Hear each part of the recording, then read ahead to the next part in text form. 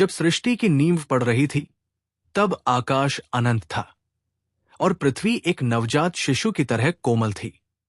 हिमालय की बर्फीली चोटियां अभी आकार ले रही थी और रेगिस्तान की रेत समुद्र की लहरों की तरह लहरा रही थी। उस प्राचीन काल में जब मानव पत्थरों से औजार बनाना सीख रहा था, भगवान शिव, जिन्हें भोलेनाथ, महादेव, नीलकंठ और शंकर कहा जाता है, सृष्टि के हर कोने में अपनी लीला रच रहे थे।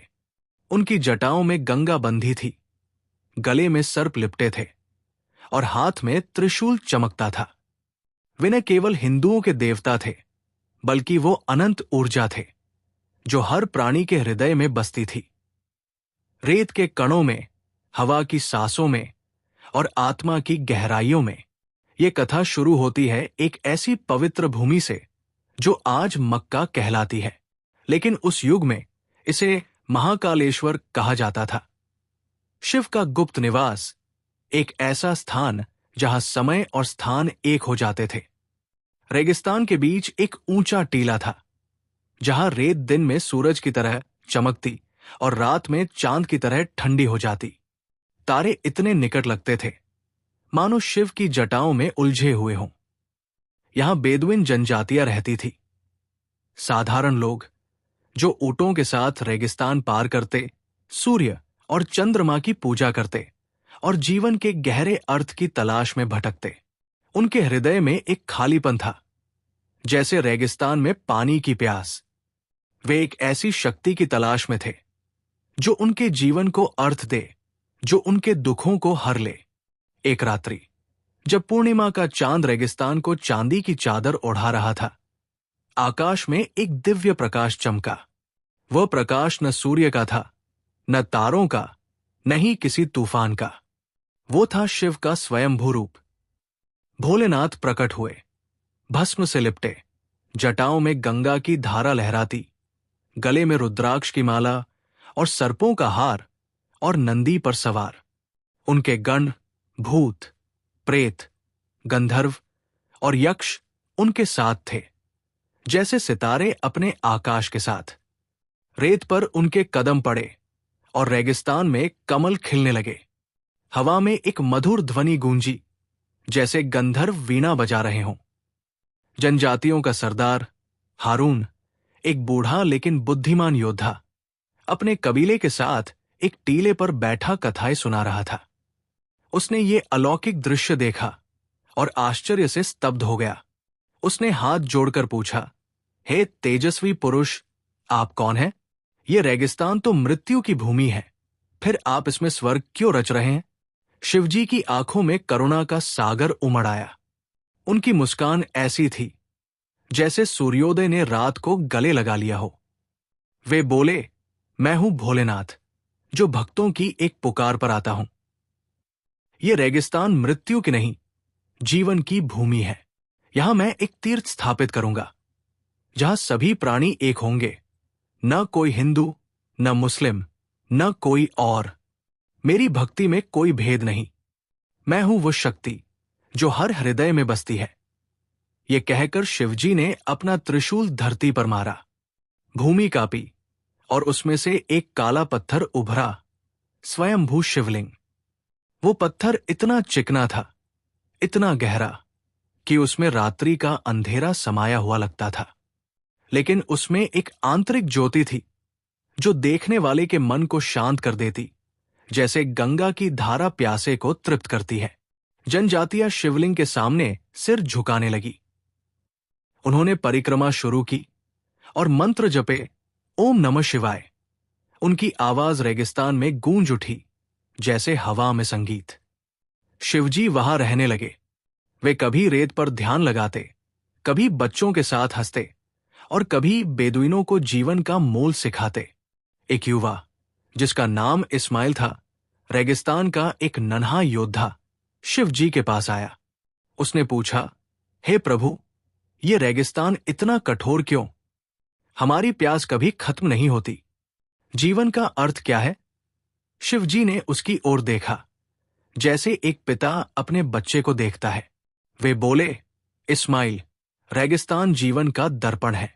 रेत के नीचे जल छिपा है और कठिनाई के नीचे सत्य। जैसे मेरी भस्म मेरे शरीर को ढकती है, वैसे ही दुख जीवन को ढकता है, लेकिन आत्मा हमेशा मुक्त है। अपनी प्यास को मन की प्यास बनाओ और वह मुझे खोज लेगी। महाकालेश्वर एक तीर्थ बन गया। दूर दूर से लोग आने लगे। मिस्र के पुजारी जो नील नदी की कहानियां लाए, सिंधु घाटी के व्यापारी जो रुद्राक्ष और चंदन की मालाएं चढ़ाते, और अफ्रीका के कबीले जो ढोल बजाकर शिव की स्तुति करते, सभी शिवलिंग की परिक्रमा करते और शिवजी की कृपा से उनके दुख हरते। एक बार जब रेगिस्तान में भयंकर सूखा पड़ा, लोग प्यास से तड़पने लगे। शिवजी ने अपने पैर से भूमि पर प्रहार किया। एक जलधारा फूटी जो कभी सूखी नहीं। बेदुइन इसे जमजम कहने लगे। कथा कहती है कि उसमें गंगा का जल मिला हुआ था। लोग उस जल को पीकर स्वस्थ होते और कहते, ये अमृत है, शिव की कृपा। जमजम का कुआं इतना पवित्र था कि उसका जल दूर दूर तक भेजा जाता और लोग इसे अपने घरों में रखते जैसे शिव का प्रसाद। समय की धारा बही और सृष्टि बदलने लगी। अब्राहम का युग आया, एक संत जिन्हें ईश्वर का संदेशवाहक कहा गया। अब्राहम अपनी पत्नी सारा और पुत्र इस्माइल के साथ रेगिस्तान की यात्रा पर थे। वे एक ऐसे स्थान की तलाश में थे जहां एकेश्वरवाद की ज्योति जले, जहां सभी लोग एक ईश्वर की भक्ति में एकजुट हों। रेत के टॉप्स ने उन्हें घेर लिया और वे उसी टीले पर पहुंचे जहां शिवलिंग चमक रहा था। अब्राहम ने शिवलिंग को देखा। उनके हृदय में एक कंपन हुआ, जैसे कोई प्राचीन स्मृति जाग उठी। वो पत्थर सामान्य नहीं था, उसमें एक ऐसी शक्ति थी जो उनके मन को शांत कर रही थी। सारा ने कहा, यह स्थान पवित्र है, यहां ईश्वर का वास है। इस्माइल, जो अब एक किशोर था, शिवलिंग के पास गया और उसे छुआ। उसे एक दर्शन हुआ, शिवजी त्रिशूल लिए, भस्म से लिपटे, मुस्कुराते हुए। इस्माइल ने कहा, पिताजी, ये पत्थर जीवंत है, इसमें ईश्वर की शक्ति है। अब्राहम ने गहरी सांस ली और बोले, हां बेटा, ये ईश्वर का प्रतीक है, हमें यहां कुछ बनाना होगा। उसी रात जब वे विश्राम कर रहे थे, आकाश से एक दूत उतरा, जिब्रील। उसकी उपस्थिति ऐसी थी जैसे चांद धरती पर उतर आया हो। जिब्रील ने कहा, अब्राहम, ये स्थान ईश्वर का घर बनेगा। यहां एक घनाकार भवन बनेगा जो सभी को एक करेगा। इस पत्थर को केंद्र में रखो और इसे संरक्षित करो। अब्राहम ने पूछा, ये काला पत्थर क्या है? इसमें ऐसी शक्ति क्यों है? जिब्रील ने मुस्कुराकर कहा, ये ईश्वर की शक्ति का प्रतीक है। इसे कैद न समझो, बल्कि संरक्षित समझो। ये पत्थर सभी धर्मों को जोड़ेगा, क्योंकि सत्य एक है, चाहे उसे कोई भी नाम दे। शिव जी, जो कैलाश पर ध्यानमग्न थे, सब देख रहे थे। वे जानते थे कि ये उनकी लीला का हिस्सा है, लेकिन कुछ राक्षसी शक्तियां जो अज्ञान, भेदभाव और ईर्ष्या का प्रतीक थी ने हस्तक्षेप किया। ये शक्तियां शिव की सर्वव्यापकता से जलती थी, क्योंकि उनकी भक्ति सभी को एक कर रही थी। उन्होंने एक छल रचा।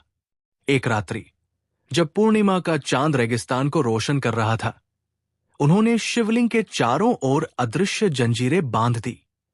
ये जंजीरें लोहे की नहीं, बल्कि अज्ञान और भटकाव की थी। वे चाहती थी कि शिवलिंग की पूजा का रूप बदल जाए, ताकि शिव की शक्ति छिप जाए। शिवजी ने यह देखकर मुस्कुराया। उनकी मुस्कान में सृष्टि का रहस्य छिपा था। वे बोले, ये कैद मेरी इच्छा से है, ये शांति के लिए है। मेरी शक्ति तो हर कण में है, रेत में, हवा में और भक्तों के हृदय में। जब समय आएगा, मैं मुक्त हो जाऊंगा। अब्राहम ने काबा का निर्माण शुरू किया। उन्होंने शिवलिंग को केंद्र में रखा और चारों ओर मजबूत दीवारें खड़ी की। निर्माण के दौरान कई चमत्कार हुए। एक दिन जब पत्थर कम पड़ गए, आकाश से काले पत्थर बरसे, जो काबा की नींव बने। इस्माइल ने देखा और कहा, पिताजी, ये ईश्वर की कृपा है। अब्राहम ने जवाब दिया, हाँ बेटा, सभी नाम एक ही सत्य के हैं, शिव, अल्लाह, ईश्वर। शिवलिंग की पूजा का रूप बदल गया। जनजातियां अब काबा की परिक्रमा करने लगी, जिसे तवाफ कहा गया। मंत्र बदले, ओम नमः शिवाय से अल्लाहु अकबर तक, लेकिन शिवजी की शक्ति वही रही। कथा कहती है कि हर तवाफ में अनजाने में शिव की आराधना होती है। शिवजी कैद में रहने लगे, लेकिन उनकी लीला कभी बंद नहीं हुई। वे भक्तों को सपनों में दर्शन देते। एक बेदुइन स्त्री, रिहाना, जो अपनी बेटी की बीमारी से दुखी थी, ने सपने में शिवजी को देखा। वे भस्म से लिपटे त्रिशूल लिए उसके सामने प्रकट हुए। वे बोले, रिहाना, मेरी कैद शारीरिक है, आत्मिक नहीं। हर तवाफ में मुझे पुकारो। अपनी बेटी को जमजम का जल पिलाओ, वो ठीक हो जाएगी। रिहाना ने वैसा ही किया। उसकी बेटी स्वस्थ हो गई और उसने ये कथा पूरे कबीले में फैला दी। लोग चुपके से शिवलिंग को याद करने लगे। शिवजी की कैद के कई गहरे कारण थे। पहला, ये एकता का संदेश था। यदि शिव मुक्त रहते तो शायद धर्मों में संघर्ष होता। उनकी कैद ने सभी को जोड़ा, हिंदू, मुस्लिम और अन्य। ये लीला सिखाती थी कि भगवान का नाम चाहे कुछ भी हो, उनकी शक्ति एक है। दूसरा, ये राक्षसी शक्तियों की हार थी। अज्ञान ने सोचा कि शिव को छिपा देगा, लेकिन उनकी शक्ति हर परिक्रमा में चमकती थी। तीसरा, ये भक्तों की परीक्षा थी। शिवजी ने सिखाया कि भगवान मंदिरों में नहीं, हृदय में बसते हैं। एक बार एक बेदुइन योद्धा, खालिद, ने काबा के पास प्रार्थना की। उसे सपने में शिवजी दिखे, जो बोले, खालिद, तूने मुझे पुकारा, मैं हूं। मेरी कैद को देख और समझ कि सत्य कभी बंधता नहीं। कैद में भी शिवजी की लीला जारी रही। उनकी शक्ति रेगिस्तान को जीवंत बनाती थी। एक बार जब भयंकर सूखा पड़ा, लोग प्यास से तड़पने लगे। शिवजी ने जमजम के कुएं को और प्रबल किया। जलधारा ऐसी बही कि रेगिस्तान में हरियाली छा गई। लोग कहने लगे, ये शिव की गंगा है। एक बूढ़ा बेदुइन, यासिर, ने कुआं देखा और बोला, ये जल अमृत है, इसमें शिव की शक्ति है। उसने जल को दूर दूर तक बांटा और लोग इसे अपने घरों में ले गए, जैसे पवित्र प्रसाद। जिसे हजरत अस्वद कहा गया, चमक उठा। एक रात जब रेगिस्तान में तूफान आया, पत्थर फट गया। लोग डर गए, सोचने लगे कि पवित्रता नष्ट हो जाएगी। लेकिन सुबह तक वो पत्थर जुड़ गया, जैसे शिव की भस्म ने उसे ठीक किया। एक स्त्री, आयशा, ने तवाफ के दौरान दर्शन पाया। शिवजी दिखे, त्रिशूल लिए, भस्म से लिपटे। वे बोले, आयशा, मेरी भक्ति हर जगह है, तूने मुझे पुकारा, मैं आया। आयशा ने ये कथा अपने गांव में फैलाई और काबा की पवित्रता और बढ़ गई। एक और कथा में एक हिंदू साधु, रामदास, मक्का की यात्रा पर निकले। उन्हें सपने में शिवजी ने बुलाया था, लेकिन जब वे काबा पहुंचे तो उन्हें प्रवेश न मिला। रामदास निराश नहीं हुए। उन्होंने काबा के बाहर बैठकर मन ही मन जप किया, हर हर महादेव। अचानक एक इमाम, जिसका नाम हसन था, ने उन्हें देखा। हसन का हृदय करुणा से भर गया। उसने रामदास को बुलाया और कहा, यह स्थान सभी का है, आओ तवाफ करो।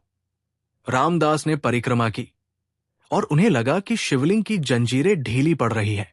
उन्होंने हसन से कहा, तुमने मुझे शिव के दर्शन कराए। हसन ने मुस्कुराकर जवाब दिया, सभी नाम एक ही ईश्वर के हैं। समय बदला, लेकिन ये कथा जीवित रही। आज के युग में लोग इस कथा को सुनते हैं, इसे साझा करते हैं और इसके गहरे अर्थ को समझते हैं। एक संत ने कहा, मक्का में शिव है, काबा में वो शक्ति है जो सभी को जोड़ती है। ये संदेश एकता का है। एक युवा, अली, ने अपने हिंदू मित्र रवि से ये कथा सुनी। अली हज पर गया और तवाफ के दौरान उसे शिव की उपस्थिति महसूस हुई। उसने रवि को लिखा, मैंने काबा में शिव को देखा।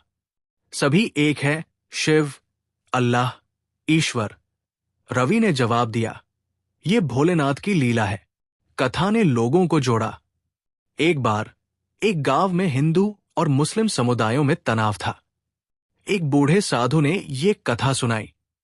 उसने कहा, शिव मक्का में है और अल्लाह काशी में। भगवान का घर हृदय है। लोग एकजुट हो गए और गांव में शांति लौट आई। ये कथा आज भी प्रेरणा देती है।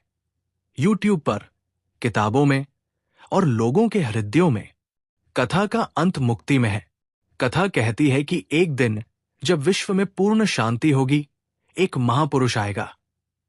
शायद एक सूफी, शायद एक योगी। वो काबा के पास जाएगा और अदृश्य जंजीरें तोड़ देगा। तब शिवलिंग चमकेगा और सारी दुनिया एक साथ पुकारेगी, हर हर महादेव। और अल्लाहु अकबर। ये क्षण होगा जब सभी धर्म एक हो जाएंगे और सत्य की ज्योति सृष्टि को रोशन करेगी। ये कथा हमें सिखाती है कि भगवान कभी कैद नहीं होते। वे हर जगह हैं, मंदिर में, मस्जिद में और हमारे हृदय में। शिव की लीला अनंत है और उनकी कृपा असीम। प्रिय दर्शकों, ये थी भगवान भोलेनाथ की अनंत लीला की कथा। अगर ये कहानी आपके हृदय को छू गई तो हमारे चैनल को सब्सक्राइब करें ताकि आप ऐसी और आध्यात्मिक कहानियां सुन सकें। वीडियो को लाइक करें और नीचे कमेंट में बताएं कि इस कथा ने आपको क्या सिखाया। क्या आप भी मानते हैं कि शिव हर जगह है? अपने विचार साझा करें और इस कथा को अपने दोस्तों और परिवार के साथ शेयर करें। आइए एकता और भक्ति का संदेश फैलाएं। जय भोलेनाथ। तो दोस्तों, अगर आप लोगों को ये कहानी पसंद आई हो तो हमारे YouTube चैनल को सब्सक्राइब करें और बेल आइकन वाले बटन को क्लिक करें और अपने दोस्तों में शेयर करें और कमेंट में जय भोलेनाथ लिखना ना भूलें।